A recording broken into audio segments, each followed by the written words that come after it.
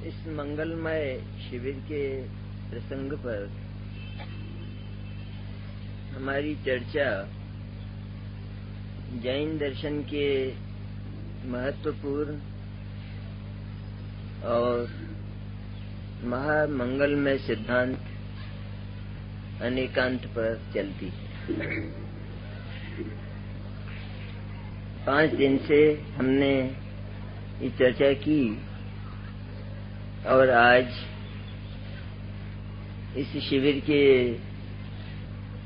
समापन के साथ इस प्रकरण का भी इस मंच से समापन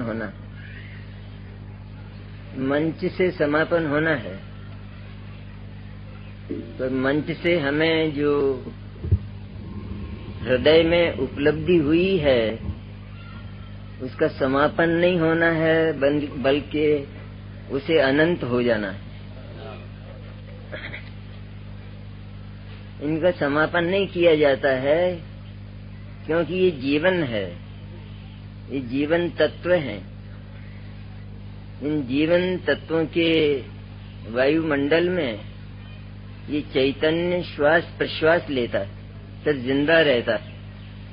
अनेकांत हमें जीवन देता है। अनेकांत से जो दूर हैं, जो उसे नहीं समझ पाए हैं, वे हर समय मृत्यु के मुख में हैं, हर समय मर रहे हैं। आचार्य इसमें एक बहुत बड़ी बात कहते हैं कि जो हर समय मौत का अनुभव करता है, यदि अनेकांत उसके जीवन में आत्मसात हो जाए तो वह अनेकांत उसे अनंत काल के लिए जिंदा कर देता है। ऐसी इसमें शक्ति है।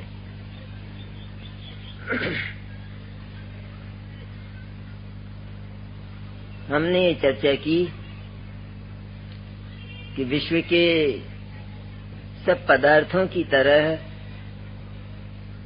हमारा जो चित स्वरूप चैतन्य है वह भी अनंत धर्मात्मक, अनंत गुणात्मक है। गुण भी एक ओर से देखा जाए तो अनेकांत के एक पहलू में सब समाविष्ट हो जाते। ये हमने सुना होगा, याद रखा हो तो। अनेकांत का जो अस्थि नाम का पहलू है उसमें आत्मा के सारे द्रव्य गुण पर्याय समाहित हो जाते हैं। आत्मा अस्थि रूप है। मैंने आत्मा अपनी निजी शक्ति से अपने द्रव्य क्षेत्र काल और भाव को, मैंने अपने द्रव्य गुण पर्याय को अपने भीतर समेटे बैठा है।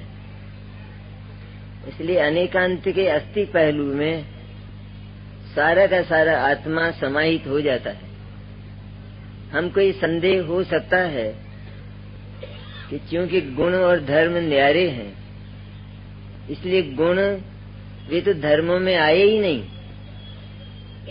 आए क्या नहीं, सारा का सारा आत्मा उसके एक पहलू में आ गया, अस्थि नाम के पहलू में। ऐसे अनंत धर्मों को अपने भीतर समेटकर रखने वाला जो चैतन्य तत्व है हमारा मैं, वो कैसा होगा? कैसी समृद्धियां, अनुपम समृद्धियां, अहम इंद्रों के जैसी समृद्धियां झूलती हैं अपने बंगलों में, अपने विमानों में। ऐसी समृद्धियां हर समय चैतन्य में झूलती रहती हैं। लदा हुआ है आत्मा समृद्धियों से। ये अनेकांत का मधुमय संदेश है। अनंत धर्मों को जानने वाले अनंत नए हैं। ये एक एक धर्म के माध्यम से उस आत्म वस्तु का प्रतिपादन करते हैं, अर्थात जानते। ये चर्चा भी हमने की थी कि वो केवल एक धर्म को नहीं जानता है, एक नए, लेकिन एक धर्म के माध्यम से वह सारी वस्तु की बात करता है। आत्मा अस्थि नए से कैसा है, तो हम क्या कहते हैं कि अस्थि धर्म वाला है, ऐसा बोलते हैं। क्या हम एक धर्म की बात करते हैं कि अस्थि नए से, अस्थि नए वो अस्थि धर्म के माध्यम से आत्मा के उस पहलू को विषय करता है कि जो उसका विषय है। तो आत्मा अस्थि नए से अपने द्रव्य क्षेत्र काल भाव स्वरूप है, ये अस्थि नए कहता है। ये किसके लिए कहा? ये आत्मा के लिए कहा, संपूर्ण आत्मा के लिए कहा, लेकिन इसमें संपूर्ण आत्मा का केवल एक अंश है जिसके लिए ये बात की जा रही है। क्योंकि एक ही समय में आत्मा के समस्त धर्मों को न तो ज्ञान में लिया जा सकता है, शुद्ध ज्ञान में, और न वाणी में कहा जा सकता है। इसलिए हम एक एक करके उसका वर्णन करते हैं। ये जो अनंत नए हैं, तो ये परस्पर विरुद्ध बात करते, क्योंकि वस्तु स्वयं परस्पर विरुद्ध बनी हुई है। अब वस्तु की बात करें अपन, अनंत धर्म तो परस्पर विरुद्ध दो दो करके होते ही हैं, लेकिन वस्तु स्वयं ही ऐसी है कि एक ओर से देखा जाए तो वह बिल्कुल शाश्वत नित्य ज्यों की त्यों मिलती। उसको उसका द्रव्य नाम का पहलू, द्रव्य नाम का अवयव, द्रव्य नाम का हिस्सा कहते। तो उसको जानने वाला एक नय चाहिए ना, एक ज्ञान चाहिए ना, ज्ञान का एक अंश। तो ज्ञान का एक अंश जब उसको जानेगा द्रव्य को, तो ये कहेगा कि द्रव्य की ओर से जब मैं देखता हूँ तो मेरा आत्मा नित्य ही है, अविनाशी ही है, शाश्वत ही है। ये ही आया इसमें, भी से होती है ना प्रसन्नता जैसे, ऐसा भी है और ऐसा भी है। तो कहते इसमें बहुत झगड़े मिट जाते हैं। कहते वो झगड़े हमें नहीं मिटाना है, हमें तो अपना अंतर्द्वंद मिटाना है जो सदा से चला आया है। इसलिए जिस समय उस नए ने उस द्रव्य की चर्चा की तो ये देखा कि चूंकि ये जो द्रव्य है ये तो ऐसा शाश्वत अनादि अनंत है, और वही का वही प्रति समय जब मैं इसे देखता हूँ तो वही का वही लगता है। इसलिए द्रव्य ने ये बोला कि आत्मा शाश्वत और नित्य है। जब ये बोला तब फिर हमको ऐसा लगा कि इधर तो जैन धर्म वो पूर्वापर विरोध से इनकार करता है, और इधर जिस समय हमने द्रव्य की चर्चा की, द्रव्य की बात की, तो फिर दूसरे समय में ये बोला कि ये जो मेरा आत्मा है इसको जब मैं पर्याय की ओर से देखता हूँ तो यह अनित्य ही है, ऐसा बोला। तो विरोध नहीं आ गया पहली बात में? क्या पूर्वापर विरोध नहीं आया? स्पष्ट रूप में सुनने पर तो पूर्वापर विरोध लगा या नहीं? और इसीलिए लोग ये कहते हैं कि इन जैनियों का कोई भरोसा नहीं, ये कभी तो क्या कह देते हैं और कभी क्या कह देते हैं, और अपने आप को पूर्वापर विरोध से रहित मानते। लेकिन इन्होंने पहले अपने उसी आत्मा को नित्य कहा, दूसरे समय में अपने दूसरे ज्ञान के अंश से उसी आत्मा को अनित्य कहा। उसी आत्मा को, पूरे आत्मा को जब हमने देखा तो उस पूरे आत्मा का एक हिस्सा हमको स्थायी लगा, ध्रुव लगा। तो हमने कहा कि ये तो ध्रुव ही है, ही लगाना पड़ेगा वहाँ पर। जब हम नए से बात करते हैं तो वहाँ पर ही का प्रयोग होना चाहिए, क्योंकि जो ही है वो निश्चयात्मकता का सूचक है। क्योंकि ऐसा नहीं है कि जिस समय हमने उस द्रव्य को देखा द्रव्य नए से या द्रव्यार्थिक नए से, तो उस समय हम ये बोले कि इस द्रव्यार्थिक नए से ये जो द्रव्य है ये नित्य ही है, ये नित्य भी है और अनित्य भी है, ऐसा हम उससे नहीं बोल सकेंगे, लेकिन नित्य ही है ऐसा निश्चयात्मक रूप से बोला जाएगा। और जिस समय हम उसे दूसरे पहलू से देखेंगे तो दूसरा ज्ञान खड़ा हो जाएगा, क्योंकि ज्ञान नए तो अनंत है ना हमारे पास, इसलिए दूसरा नए तैयार है। और वो कहेगा ये जो मेरा आत्मा है वो उस पर्याय की ओर से देखने पर प्रति समय बदलता हुआ वही का वही नहीं, लेकिन अन्य अन्य भाषित होता है।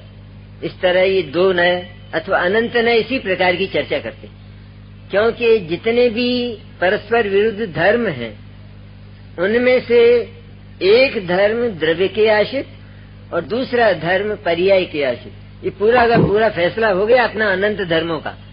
उसमें ज्यादा जंगल नहीं रहा, अब विस्तार नहीं रहा कि अनंत धर्म है ना तो अनंत अनंत पड़े रहते होंगे, ऐसा नहीं है। वो अनंत ही जो धर्म है उनमें से जो दो दो धर्म युगल हैं, तो एक धर्म वो तो द्रव्य की बात करता है और दूसरा धर्म पर्याय की बात करता है। इस तरह अनंत ही धर्मों में जो कुछ धर्म हैं वो तो द्रव्य के आश्रित हो गए और कुछ धर्म पर्याय के आश्रित हो गए, और वो द्रव्य स्वयं ही उन अनंत धर्मों स्वरूप है। अनंत धर्म तो न्यारे ही हैं, लेकिन उस द्रव्य का स्वभाव स्वयं ही ऐसा है।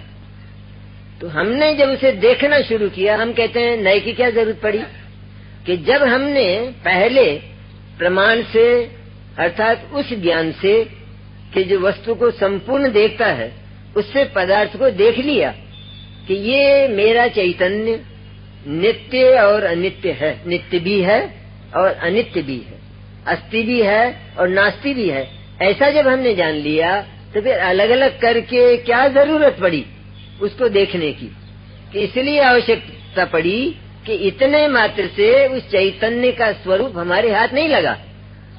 वो तो हमने उस संपूर्ण वस्तु का एक संक्षिप्त वर्णन या संक्षिप्त प्रतिपादन उस ज्ञान के द्वारा किया, लेकिन सारी जो वस्तु है उसे हमें पूरी तरह देखकर, और जब तक हम उसके गुणों के और धर्मों के भीतर नहीं जाते तब तक हमको उसका महत्व आता ही नहीं। इसलिए जैसे हमारे पास एक यंत्र है, एक मशीन है और वो रखी है, तो हम ये जानते हैं कि ये सिलाई की मशीन है, ऐसा जाना, इतना जान लेने से सब काम हो गया। क्या वो जो सिलाई करने वाली है वो कर लेगी? कहते नहीं हो सकती। ये तो जान लिया कि सिलाई की मशीन है, तो संपूर्ण जान लेना। संपूर्ण जान लेने पर भी जब तक वो उसको खोलती नहीं, ये नहीं जानती कि धागा कहाँ डाला जाता है, धागा कहाँ उलझता है, तेल कहाँ डाला जाता है, किस तरह इसे चलाया जाता है, इत्यादि इत्यादि, ये जो उसके अवयव हैं इनको जब तक नहीं जाना जाता तब तक उसको न तो उस मशीन का मूल्य, उसकी कीमत और उसके महत्व का पता लगता है और काम नहीं होता है। इसी तरह नए क्या काम करता है कि संपूर्ण वस्तु को एक बार हम पहले द्रव्य पर्याय रूप अपने प्रमाण ज्ञान के द्वारा, प्रमाण ज्ञान माने कि जो ज्ञान ये नए के भेद नहीं करके सारी वस्तु को एक साथ जान लेता है कि ये मेरा द्रव्य पर्याय स्वरूप अनंत चैतन्य है, ये जान लिया। ये जान लेने के बाद हमारा मन होता है, ये एक मनोविज्ञान है कि इसमें क्या है, आखिर आत्मा में क्या क्या है, आत्मा में क्या क्या भरा है।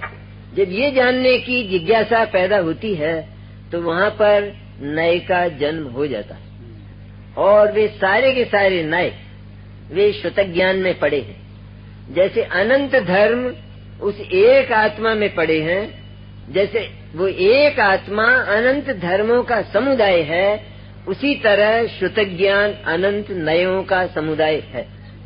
समुदाय है मैंने एक एक नए करके उसमें अलग अलग नहीं पड़े हैं। जो हमने कहा कि आत्मा द्रव्य पर्याय स्वरूप है, तो इसमें अनंत नए आ गए, मैंने इस ज्ञान में अनंत नए सारे के सारे गर्भित हैं। इसी तरह जब हमने नए से उस वस्तु को जानना प्रारंभ किया तो एक बार हम उसको द्रव्य की ओर से बोले, द्रव्य की ओर से देखा, और दूसरी बार हमने उसको पर्याय की ओर से देखा, तो पूर्वा पर विरोध लगाया नहीं कि पहले तो ये कह दिया नित्य है और अब दूसरे समय में कहते हैं अनित्य है, तो पूर्वापर विरोध तो तुम स्वयं ही खड़ा कर रहे हो। पूर्वापर विरोध कैसे नहीं आया? तो जैसे अन्य लोगों के लिए कहा जाता है कि वे तो पूर्वापर विरोध से ग्रस्त हैं, क्योंकि वे अनेकांत को समझते ही नहीं है। उसी तरह हम भी पूर्वापर विरोध से ग्रस्त हो जाते हैं ये चर्चा करने पर कि नहीं होते। क्यों नहीं होते?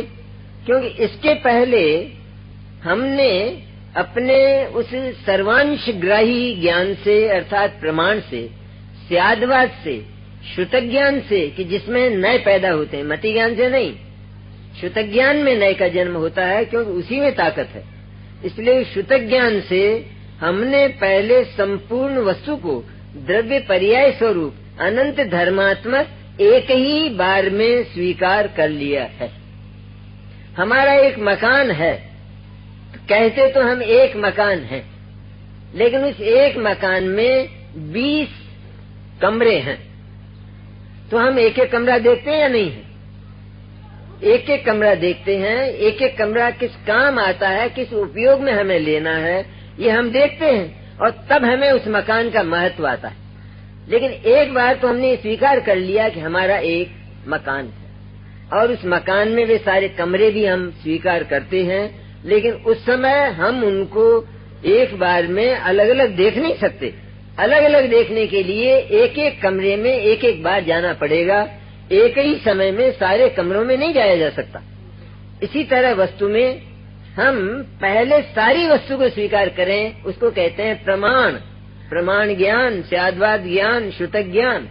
और इसके बाद जब जिज्ञासा पैदा होती है वस्तु को जानने की, क्योंकि उसे पाना है ना, उस वस्तु के साथ तो हमें आत्मसात होना है ना, उस वस्तु में से तो आनंद के झरने झरने हैं ना, इस उद्देश्य को लेकर हम चल रहे हैं।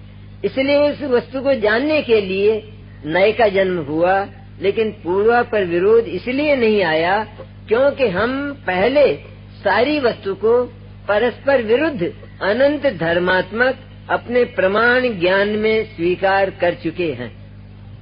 इसलिए जब हमने उसको नित्य कहा तो एक बात, उसका एक नित्य धर्म आया, उसका द्रव्य आया। जब हमने उसको अनित्य कहा तो उसकी पर्याय की ओर से हम बोले। तो पूर्वापर विरोध लगने पर भी, पूर्वापर विरोध कोई वाणी में नहीं होता, पूर्वापर विरोध अभिप्राय में होता है, हमारे भीतर ज्ञान में होता है। हम सारी वस्तु को अनंत धर्मात्मक स्वीकार किए बैठे हैं प्रमाण ज्ञान में।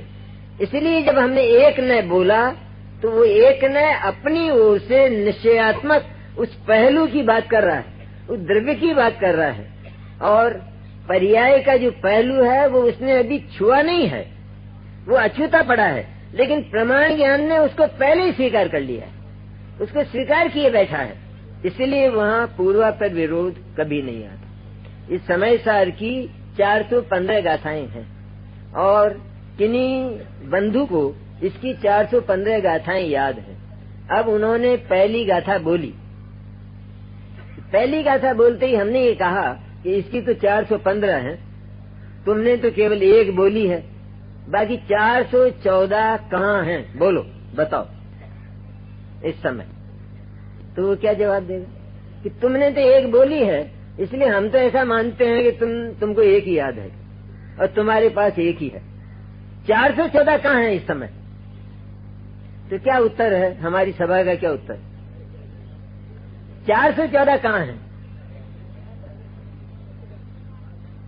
कि 414 हमारे ज्ञान में पड़ी। हम कह सकते हैं क्या कि जिस समय एक गाथा बोली तो उस समय 414 गायब हैं? गायब नहीं है, पर हमारा ज्ञान उनको लिए बैठा है। पर ज्ञान की शक्ति ऐसी नहीं कि वो 415 को एक साथ बोल सके, इसलिए एक एक करके बोला जाता है। लेकिन स्वीकृति और ज्ञान के क्षयोक्षम में वे सारी की सारी पड़ी। इसी तरह अनंत धर्मात्मक वस्तु को स्वीकार कर लेने पर हम जब नए का जन्म होता है तो नए से हम उसके एक एक धर्म को जानते हैं, लेकिन जो शेष धर्म है और शेष नए हैं वो हमारे ज्ञान के क्षयोत्सम में पड़े हैं, डिपॉजिट पड़े हैं। और इसलिए डिपॉजिट पड़े हैं मैंने।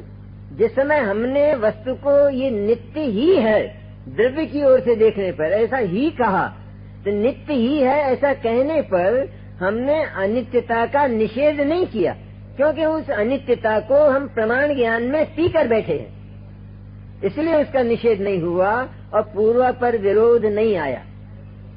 अब जो लोग अनेकांत से दूर हैं तो कोई हमारे लिए गाली देने लायक नहीं, द्वेष करने लायक भी नहीं है, चर्चा करने लायक भी नहीं है। जगत के अनंत जीव सदा ही अनेकांत से दूर ही रहने वाले हैं। एक कुछ लोग हैं जो शिविर में आए हैं और वे भाग्यशाली हैं और नजदीक आने वाले। अनंत जीव तो ऐसे ही रहने वाले। हमें उनके प्रति तो अत्यंत दया का, तात्विक दया का परिणाम होना चाहिए। देश के परिणाम का तो कोई प्रश्न नहीं है। हमें किसी दर्शन विशेष से, किसी विचार विशेष से, किसी विश्वास, किसी मंतव्य से रंच मात्र भी राग तो है ही नहीं, क्योंकि राग कैसे करें असत्य से। तो द्वेष भी हमको नहीं है, इसलिए नहीं है कि ये जैन दर्शन की शपथ है, उसकी सौगंध है ये, कि वो राग और द्वेष सिखाता ही नहीं है। वो तो राग और द्वेष से अलग एक तीसरी भूमिका है, एक शिव का तीसरा नेत्र है। वो वहाँ पहुँचाता है कि जहाँ पहुँचने पर जो उपलब्धि और जो आनंद प्रकट होता है उसका अनंत काल तक भी अंत नहीं होता।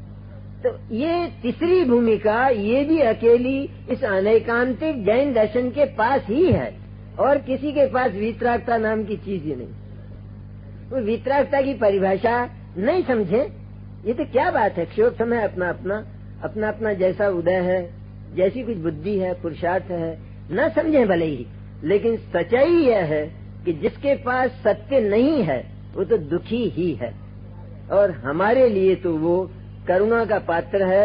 हमारे चित्त में तो प्रति समय भावना ये होनी चाहिए, ये कब इस जिनवाणी माँ के निकट आवे और ये जिनवाणी माँ इसको अपना दूध पिलाए, अमृत पिलाए। ये भावना हमारी होना चाहिए। राग द्वेष का तो यहाँ पर कोई प्रश्न ही नहीं है, साम्य है बिल्कुल। सारा जगत को देखने की जो जैन दर्शन की रीति है वो केवल ये कि उसको पर्याय की ओर से तुम देखो ही मत। आत्मा की बात तो अलग है, वो तो आने ही वाली है अपने, लेकिन ये जो जगत है, अचेतन जगत, इसको भी पर्याय की ओर से मत देखो, क्योंकि ये पर्याय तो वेश है। वेश पलटते रहते हैं, पलटना उनका स्वभाव है। वे वेश कभी हमारे हाथ आने वाले नहीं हैं। यदि हम किसी वेश विशेष में मुग्ध हो गए तो हम बहुत परेशान हो जाएंगे, क्योंकि वेश तो चला जाएगा लेकिन परेशानी नहीं मिटेगी। इसलिए वेश में मुग्ध होना ये अच्छी बात नहीं है, ये बहुत दुख की है चीज। तो इसलिए जैन दर्शन की रीति यह है कि भले ही सारे ही जड़ पदार्थ भी अपनी पर्यायें तो बदला करते हैं, लेकिन वे पर्यायें इसलिए देखने लायक नहीं हैं क्योंकि वे बदलती रहती हैं और वे हमारे हाथ नहीं आती। इसलिए जैन दर्शन आत्मा की तरह जगत के हर पदार्थ को ध्रुव द्रव्य के रूप में देखता है। ऐसा आगम का वचन है, प्रवचन सार कहता है, मैं सारे जगत को ध्रुव द्रव्य के रूप में देखता हूँ। ध्रुव द्रव्य के रूप में देखता हूँ कि एक बार तो पर्याय होने पर भी मैं उस पर्याय को अस्वीकृत कर देता हूँ देखने के लिए। मुझे देखना ही नहीं, मैं क्या देखूं पर्याय। अरे एक पर्याय जो आज निगोद है, कल वो पर्याय सिद्ध बन जाने वाली है, मैं उस पर्याय को क्या देखूं? क्या देखना है? उसके भीतर जो शाश्वत तत्व पड़ा है और शाश्वत आनंद की जो सरिता बह रही है चैतन्य की, केवल वह देखने लायक है कि जो सदा मेरे पास रहने वाला है और जो मेरा जीवन है। इसलिए पूर्व पर विरोध की कल्पना, ये एक बात मुझे लाना था सभा में, क्योंकि ये शंका पैदा हो सकती है कि जैनी तो स्पष्ट रूप में पूर्व पर विरोधी देखे ही जाते हैं। अभी क्या कहते हैं, थोड़ी देर बाद क्या कहते हैं, फिर कल क्या कहते हैं। कहते हैं ऐसा नहीं है। वे सारी वस्तु को, सारे धर्मों को, सारे गुणों को, वस्तु में जितना कुछ है और जैसी वस्तु की परस्पर विरुद्ध धर्मात्मक व्यवस्था है, उसको एक ही क्षण में अपने उस प्रमाण ज्ञान में, सर्वग्राही ज्ञान में स्वीकार किए बैठे हैं। और वह ज्ञान उस सैनी पंचेंद्री के पास हर समय है। हमारे पास है ये ज्ञान, अनेकांत को समझ सकने वाला, और अनेकांत में से जो अमृत झरने वाला है, उसको पीने वाला शुतक ज्ञान हमारे पास है। इसमें अनेकांत का वर्णन क्यों किया जाता? ये तो 2000 वर्ष पहले लिखा गया। और 2000 वर्ष पहले कम से कम जो आचार्य कुंद हैं, उन्होंने ये सोचकर तो लिखा होगा कि इसके पढ़ने वाले यद्यपि निश्चित रूप में कम होंगे, समझने वाले भी कम होंगे, लेकिन होंगे अवश्य। इसलिए 1 लाख में से एक भी होगा तो मेरा तो समय साल लिखना सार्थक होगा, इसलिए लिखा ना, वरना तो निरर्थकता थी कि क्या है 999,999 तो समझे ही नहीं। एक समझ गया तो क्या हो कि एक समझ गया तो वह सार्थकता हो गई, क्योंकि विश्व का स्वरूप यही रहने वाला है। 1 लाख में एक भी मुश्किल से मिलने वाला है। इस परम सत्य अनेकांत को स्वीकार करने वाला बहुत कठिनाई से मिलने वाला है। इसलिए जो नए हैं उनको एकांत कहते हैं, लेकिन एकांत मैंने सम्यक एकांत कहते हैं। जो प्रमाण है स्याद्वाद शुतक ज्ञान, उसको सम्यक अनेकांत कहते हैं, क्योंकि वह वस्तु में पड़े हुए परस्पर विरुद्ध दोनों धर्मों को अथवा द्रव्य और पर्याय दोनों स्वभावों को एक ही साथ स्पर्श करता है, एक ही साथ उनमें व्यवसाय करता है। इसलिए वह ज्ञान प्रमाण है, उसको प्रमाण ज्ञान कहते। और जो नय है वो उसमें से एक एक करके एक एक धर्म को अथवा एक एक धर्मात्मक जो वस्तु का स्वभाव है द्रव्य पर्याय स्वरूप, उसको उसमें वो व्यवसाय करता है। इसलिए उसको नय कहते हैं, शुतक ज्ञान का अंश कहते हैं। लेकिन उस समय वो जो नय चल रहा है वह अपने समय का उस विषय को विषय करने वाला, जैसे द्रव्य को नित्य रूप में जानने वाला वो पूरा ज्ञान है, वो कोई टुकड़ा नहीं, क्योंकि वो पर्याय है ना उस समय की। हम उसको शुतक ज्ञान की ओर से भले अंश कहेंगे, केवल ज्ञान की ओर से हम मति ज्ञान को अंश कहेंगे, लेकिन जिस समय वो ज्ञान चल रहा है उस समय तो वो उस समय की पूरी पर्याय है ना, या टुकड़ा है। पर्याय भी टुकड़ा होती है क्या? नहीं होती। इसलिए हर ज्ञान हर नय वो अपने समय पर प्रवर्तित होता हुआ पूरा ज्ञान है, और अपने विषय को वो पूरी तरह सम्यक प्रकार से खुली आंख से विषय करता है, इसमें कभी भूल नहीं होती। इसलिए नए को एकांत अर्थात सम्यक एकांत कहते हैं। ये अज्ञान की चर्चा नहीं है, ये सम्यक ज्ञान की चर्चा है, अथवा ये हम उन लोगों के लिए है कि जिनको यह बात भीतर से अमृत की तरह पसंद आती।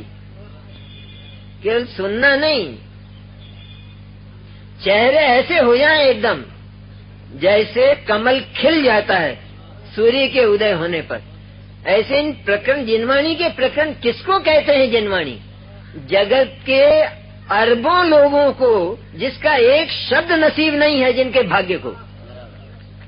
और आज हमको वह जिनवाणी सहज उपलब्ध हुई है।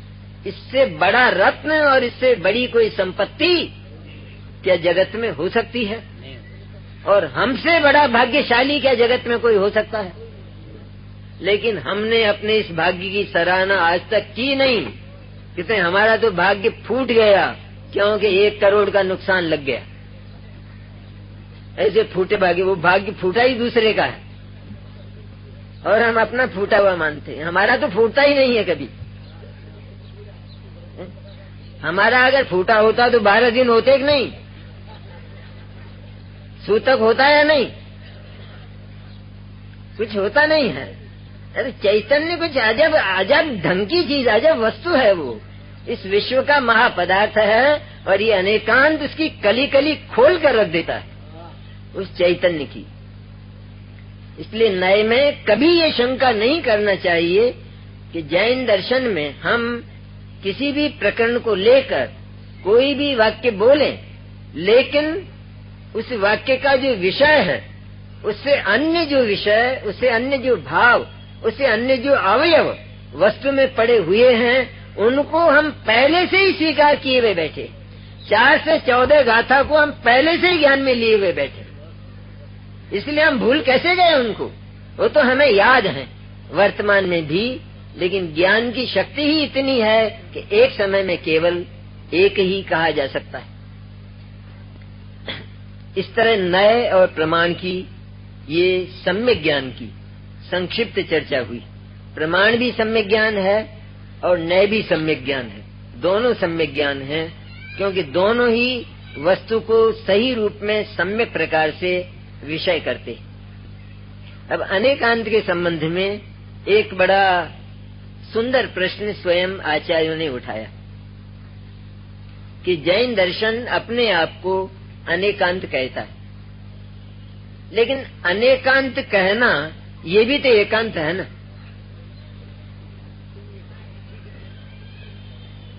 जैन दर्शन कहता है कि मेरा जो कथन है, मेरा जो ज्ञान है, अथवा मेरा जो स्वरूप है, वो अनेकांत है। तो कहते हैं अनेकांत है ना, बस कि हाँ अनेकांत है, तो तुम एकांती हो, क्योंकि तुम अनेकांत को अनेकांती रूप से स्वीकार करते हो। अनेकांत का दूसरा पहलू कहाँ है तुम्हारे पास? तब अनेकांत हो सकता है। तब आचार्य कहते हैं कि जो अनेकांत है, वो अनेकांत भी केवल अनेकांत नहीं, लेकिन वो अनेकांत और एकांत इस तरह दो तरह का होता है। इस तरह अनेकांत बनता है। अनेकांतो भी नेकांत, अनेकांत भी अनेकांत रूप और एकांत रूप, इस तरह दो प्रकार का होता है। अनेकांत रूप होता है अर्थात वह प्रमाण रूप होता है, प्रमाण ज्ञान रूप होता है। स्याद्वाद जैसे उसकी तरह से अपन चर्चा करते हैं कि वो जो स्याद्वाद है श्रुत ज्ञान, वो प्रमाण रूप होता है और वह नए रूप भी होता है।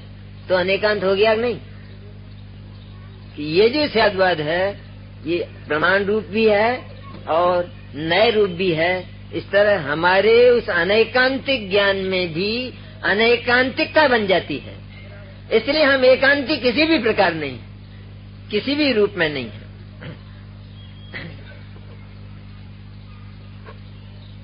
अब इतना लंबा विस्तार हम यहाँ तक पहुँचे इस अनेकांत के प्रकरण में कि हमने अनंत नयों का विस्तार कर दिया। नए कितने होते हैं कि जितने परस्पर अनंत धर्म विरुद्ध धर्म होते हैं, दो दो करके, उतने ही नए होते। तो अनंत धर्म हुए और अनंत नए हुए। हमारा जो अनेकांत है, उस अनेकांत का उद्देश्य है कि वह हमको कहीं बीच भंवर में लाकर न छोड़े, लेकिन किनारे तो पहुंचाए। तो ये अनंत धर्मों को विषय करने वाले अनंत नए होते हैं। तो ये तो एक बड़ा भारी जाल हो गया हमारे सामने। तो हम क्या अपना जीवन इसी तरह समाप्त करेंगे कि जो वस्तु है वह द्रव्य की ओर से देखें, नित्य नए की ओर से देखें तो नित्य है, और अनित्य नए की ओर से देखें तो अनित्य है। एक की ओर से देखें तो एक है और अनेक की ओर से देखें तो अनेक है। अस्थि की ओर से देखें तो अस्थि रूप है और नास्ति की ओर से देखें तो नास्ति रूप है। तो क्या इसी में जीवन बीत जाएगा? क्या मिलेगा इससे?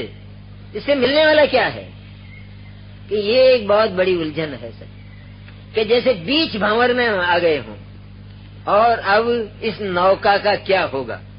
मैंने अनंत नयों के जाल में हम फंस गए हैं। क्योंकि सारा जीवन यदि वस्तु के एक एक धर्म के साथ एक एक नए को लगाकर हम चिंतन ही करते रहें, विचार ही करते रहें, अथवा हम आत्मा को देखते ही रहें, तो इससे क्या होने वाला है? क्या वास्तव में आत्मदर्शन हो गया? बिल्कुल नहीं हुआ। इसलिए सबसे पहले तो विस्तार होता है वस्तु को जानने के लिए, लेकिन जिस समय हमारा जो उद्देश्य है वो उस विस्तार का नहीं होता, लेकिन विस्तार के बिना संक्षेप भी नहीं होता। पहले विस्तार ही करना होता है, और विस्तार के बाद जब अनुभूति का अवसर आता है मंगलमय, तो सारा विस्तार सिमट जाता है और केवल एक हो जाता है। तो अनंत नय जो बन गए हैं, उन अनंत नय में उलझना नहीं है हमको। उन अनंत नय के द्वारा केवल एक बार में ये निर्णय कर लेना है कि वस्तु में अनंत धर्म और अनंत गुण होते हैं। ऐसा अनंत धर्मात्मक और अनंत गुणात्मक तत्व मैं हूँ, यह प्रमाण ज्ञान से, सम्यक ज्ञान से मैं जानता हूँ। और नए के द्वारा भी मैंने अच्छी तरह परीक्षण कर लिया है कि यद्यपि परस्पर विरुद्ध धर्मों से बना हुआ हूँ, लेकिन परस्पर विरुद्ध धर्मों से भी मेरे भीतर कोई विसंवाद और कोई झगड़ा पैदा नहीं होता, बल्कि उनके बल पर तो मेरा जीवन टिका है, मेरी सत्ता टिकी। इतना जाना आचार्यों ने स्वयं कहा है। ये जो नय है, इस नय को जाल कहा है। नए कक्षा को ऐसी कक्षा कहा है कि जिसका उल्लंघन करना बड़ा मुश्किल होता है। इसलिए आचार्य समय सार की 90 गाथा में कहते हैं कि ये जो बहुत विकल्पों के जाल की कक्षा अपने आप उठती है, इसमें से सुनाता हूँ आपको। थोड़ा लाया हूँ ना, तो सुना देता हूँ, क्योंकि पार करना है नदी को, इसलिए है चर्चा।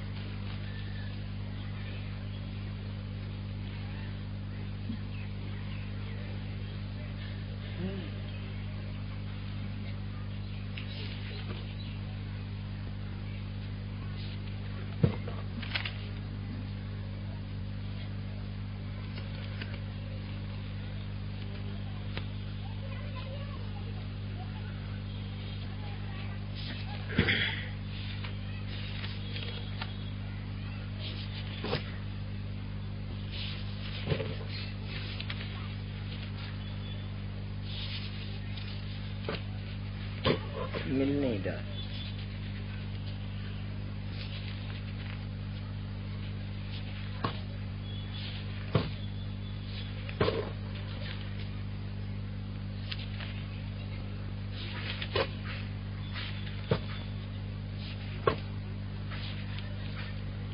मिला नहीं।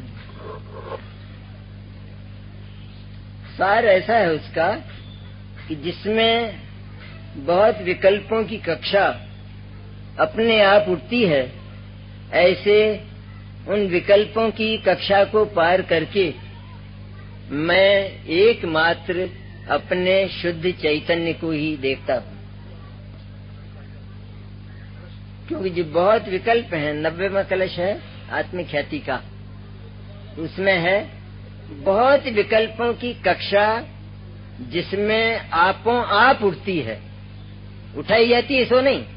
तो वस्तु हमारे सामने है, वस्तु को हमें देखना है, तो नए का जन्म अपने आप होता है, लेकिन और उस नए से हमें वस्तु का स्वरूप समझ में भी आता है। लेकिन उस नए जाल से, उस नए के विकल्पों से हम यदि उस शुद्ध चैतन्य का अनुभव करना चाहें तो अनुभव नहीं होगा।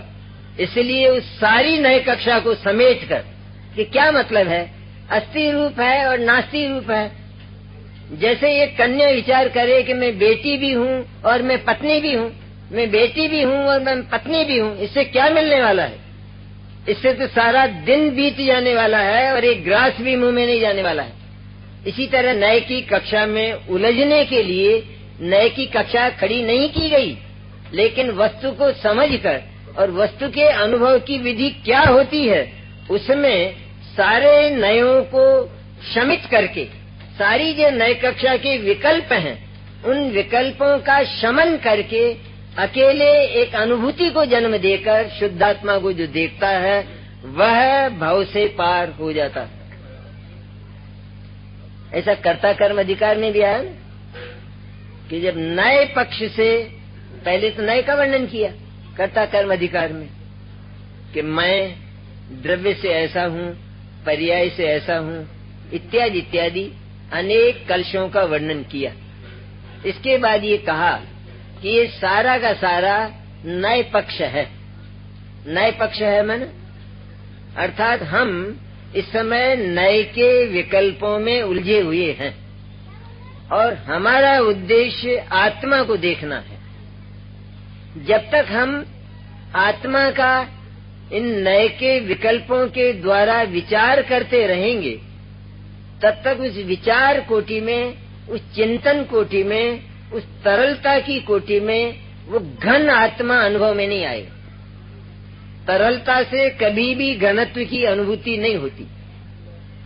एक पकवान जैसे हमें बनाना है और 10 वस्तुएं हमारे पास पड़ी और उन 10 वस्तुओं के संबंध में हम ये जानते हैं कि इनसे ये पकवान बनना है, लेकिन हम यदि उन वस्तुओं के संबंध में ही विचार करते रहें, कितना अच्छा बादाम है, कितना अच्छा पिस्ता है, कितनी बढ़िया केसर है, यही विचार करते रहें तो एक भी ग्रास का स्वाद हमको नहीं आएगा। लेकिन यदि हम ये विस्तार ही नहीं करें तो क्या हम पकवान बना सकेंगे? हम घर में ये चीजें लाए नहीं और उनको भिन्न भिन्न प्रकार से न जाने तो भी हमें वह उस व्यंजन की और पकवान की अनुभूति नहीं होगी। एक बात तो यह है।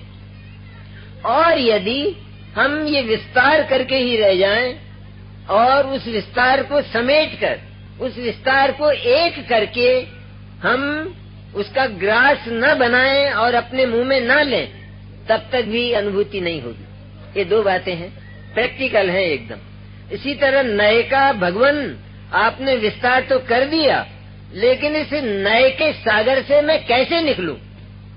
तब आचार्य उत्तर देते हैं कि तेरे पास जो चैतन्य देवता है, वो चैतन्य देवता, उसका तू एक बार स्मरण कर तो वो सारा तुझे इस नए के भंवर में से निकाल लेगा, कर लेगा। क्योंकि नए का चिंतन और तरलता ये कभी भी अनुभूति देता नहीं है। विचार वो वस्तु का होता है, जो वस्तु हम चाहते हैं उसका विचार अवश्य होता है।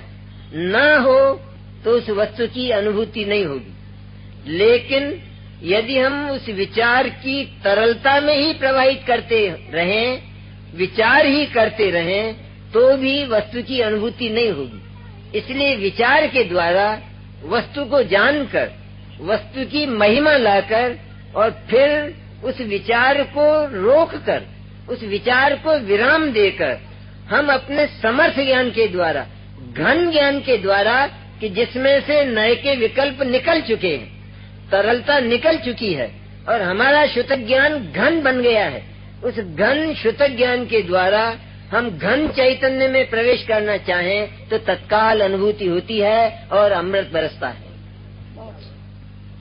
ये उसका तरीका है नए का। इसलिए कर्ता कर्म अधिकार में भी आचार्य ने कहा कि नए पक्ष से रहित जो जीव है, बहुत बड़ी बात कही है, बहुत बड़ी बात। नए पक्ष से रहित जो जीव है, मैंने नए पक्ष को जानकर, उससे वस्तु को जानकर और अनेक प्रकार से विचार करने के बाद उस नए के विचारों को छोड़कर जो आत्मा का अनुभव कर रहा है, वह आत्मा का अनुभव करने वाला जीव और केवल ज्ञानी, इन दोनों में कोई अंतर नहीं है। बताऊं आपको ढूंढ के?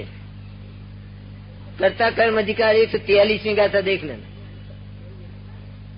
नए पक्ष से रहित जो श्रुतज्ञानी है उसमें और साक्षात भगवान अनंत केवल ज्ञानी में कोई अंतर नहीं है। जिस शुद्ध चैतन्य का, जो चैतन्य निगोद से लेकर सिद्ध दशा तक वही का वही रहने वाला है, उस चैतन्य का अनुभव ये नए पक्ष का पार करके अनुभूति की कक्षा में जिसने प्रवेश किया, वह शुतज्ञानी अनुभव कर रहा है, हम अनुभव कर रहे हैं। और उसी का अनुभव अनंत काल तक भगवान केवली किया करते हैं। दोनों एक ही काम करते हैं, इसलिए दोनों में कोई अंतर नहीं है। अंतरात्मा और परमात्मा का जो भेद शुद्धात्मा में अनुभव करता है वो जड़ है। क्या कहें? कितनी बातें आई हैं। जिन सुबुद्धियों में और कुबुद्धियों में प्रारंभ से ही कोई अंतर नहीं है, उनमें अंतर में किस नए से जानूं? सुबुद्धि मैंने सम्यक दृष्टि, कुबुद्धि मैंने मिथ्या दृष्टि, उनमें पहले से ही कोई अंतर नहीं है। तो कहते हैं सुबुद्धि और कुबुद्धि क्या है कि ये तो वेश हैं कि जो एक समय उतर जाते हैं और नए कपड़े पहन लिए जाते हैं। इसलिए उनमें सचमुच वास्तव में उनका जो द्रव्य है, वस्तु सत्ता, उसमें कोई अंतर नहीं है। पर्याय तो केवल उस द्रव्य का सही विवेचन करे, सही देखे, सही अनुभव करे अथवा गलत अनुभव करे, उसका इतना मात्र काम है। इसलिए पर्याय आत्मा की कही जाती है। लेकिन सारे आत्म पदार्थ में जो मूल वस्तु है वो शुद्ध अनादि अनंत चैतन्य सत्ता रूप वस्तु है, उसकी कीमत है। पर्याय सिर्फ ये समझने की है बात, पर्याय आत्मा के साथ है। क्यों है इसका हमने विचार किया था, क्यों रखी गई वो। लेकिन पर्याय का काम क्या? पर्याय का काम ये कि आत्मा शुद्ध है कि हाँ शुद्ध है, तो ठीक है, तो सही है। आत्मा अशुद्ध है तो शुद्ध होने पर भी वो उसको इतनी आजादी है कि वो उसे अशुद्ध मान सके और अशुद्ध बोल सके। जैसे बोलते आए तो कि हाँ अशुद्ध है, तो ऐसा दो प्रकार से बोलने पर भी उस चैतन्य में उस पर्याय का कोई प्रभाव नहीं होता। वह चैतन्य न सम्यक दृष्टि बनता है और न मिथ्या दृष्टि बनता है। सम्यक दर्शन होने पर चैतन्य में कोई विशेषता नहीं आती और मिथ्या दृष्टि होने पर चैतन्य का जरा घटता नहीं, क्यों? वो तो मानने मात्र की बात है, वस्तु तो उतनी की उतनी पड़ी है। कितना ही मानो। रावण ने सीता के चरित्र को किस रूप में देखा, तो सीता के चरित्र का क्या हुआ? कुछ हुआ? थोड़ा बहुत फर्क पड़ा? उसने देखा तो सही। हम अपने आप को चाहे कैसा ही माने, बहुत पैसा है हमारे पास, बहुत दान कर सकते हैं, और हम अपने आप को अगर दरिद्री माने तो क्या वो बैंक का डिपॉजिट खत्म हो जाएगा? मानने से क्या होने वाला है? जो मूल एग्जिस्टेंस है, सत्ता स्वरूप, उसमें कोई फर्क नहीं पड़ना चाहिए। और वो जो मूल द्रव्य है वो मेरा चैतन्य है। उस चैतन्य को जिसने जाना, वो पर्याय का काम यही है, उसका धर्म यही है कि जैसी उसकी वस्तु है वह वैसा उसका परिचय दे। आप कौन हैं साहब? कि हम तो जैन हैं। तो सीधा ठीक हो गया, बढ़िया हो गया। अब वो बहुत देर तक विचार करने लगे और न मालूम क्या क्या बोलने लगे, तो सब झूठ होगा या नहीं होगा? इसमें कहाँ विचार करने की दिक्कत है। इसी तरह पर्याय से पूछा जाए कि तुम कौन हो, पर्याय उत्तर देती है मैं शुद्ध चैतन्य हूँ, बस हो गया। और पर्याय में क्या करना है? लेकिन पर्याय अपना परिचय अनेक प्रकार से देती आई, इसी को आचार्य मिथ्या दर्शन कहते हैं। अनेकांत के इस प्रकरण में ये सारी बातें हमने समझी और अब इसमें से निकलने की हम चर्चा करते। जो अनंत नय की स्थापना अनंत धर्मों की ओर से हुई आत्मा के भीतर, श्रुत ज्ञान प्रमाण के रूप में या स्यादवाद के रूप में, तो वो अनंत नय होते हैं और अनंत धर्म होते हैं। लेकिन अनंत नय और अनंत धर्मों में व्यवसाय कर पाना वो कोई श्रुत ज्ञान की ताकत नहीं है। एक जन्म नहीं, अनंत जन्म धारण कर ले तो भी एक एक नय के द्वारा आत्मा के एक एक धर्म को जानने में अनंत भाव समाप्त हो जाएंगे। तो फिर क्या करना कि जितने भी नए हैं सारे के सारे, इन नए का हम बहुत संक्षेप कर लें। और हमारे यहाँ संक्षेप है क्योंकि जो आत्मा है वो द्रव्य और पर्याय स्वरूप है, इससे आगे पीछे कुछ नहीं है, इतना ही है। तो नए कितना हो गया? ये अनंत नए कितने हो गए? इन अनंत नए को हम केवल दो भागों में विभक्त कर लें। एक द्रव्य नय, द्रव्यार्थिक नय, और दूसरा पर्यायार्थिक नय। इन द्रव्यार्थिक और पर्यायार्थिक दोनों नय में अनंत नय गर्भित हो जाते हैं, क्योंकि अनंत नय में भी एक नय द्रव्य को विषय करता है तो दूसरा नय पर्याय को विषय करता है। इस तरह हम द्रव्यार्थिक और पर्यायार्थिक तक आए, लेकिन तो भी अभी हमारे पास दो हैं।